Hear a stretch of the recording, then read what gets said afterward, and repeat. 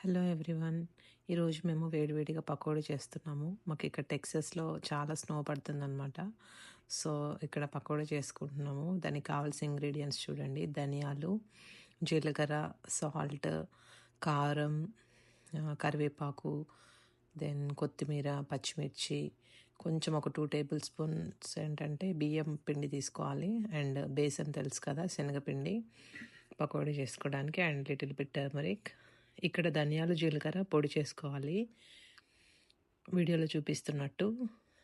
తర్వాత ఇవి ఇక్కడ ఆనియన్ కోసి పెట్టుకున్నాం కదా సన్నగా, దాంట్లో వేసేసుకొని కొద్దిగా సాల్ట్, కరివేపాకు, పచ్చిమిర్చి, దెన్ కొత్తిమీర, ఇంకా మనం కారము, ఉప్పు, శనగపిండి ఇలా అన్నీ వేసుకోవాలన్నమాట. ఒక బిగ్ ఆనియన్ తీసుకున్నాను నేను. దానికి సరిపడా 2 కప్స్ ఆఫ్ శనగపిండి ఉంది. సో, ఇలా మా మమ్మీ మిక్స్ చేస్తున్నారు. ఇలా మిక్స్ చేసుకోవాలన్నమాట. ఈ పకోడీ చేసుకోవడానికి మనకి ఎక్కువ వాటర్ పట్టదు. ఎందుకంటే మనకు ఆనియన్‌లో నుంచి వాటర్ వచ్చేస్తాయి కాబట్టి. So, little bit of water add చేసుకోవాలి. మనకు చేసుకోవాలనిపిస్తే చేతికది అంటుకోకుండా. అండ్ మనం పకోడీ వేసుకునేటప్పుడు కొంచెం ఆయిల్ అప్లై చేసుకోవాలి చేతికి.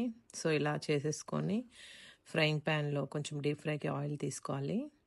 సో, ఇక్కడ మా మమ్మీ వేస్తున్నారు కదా! సో, ఇలా వేసేసుకోవాలన్నమాట వేడివేడిగా పకోడీ. మాకిక్కడ క్లైమేట్ అంతా చల్లగా ఉంది.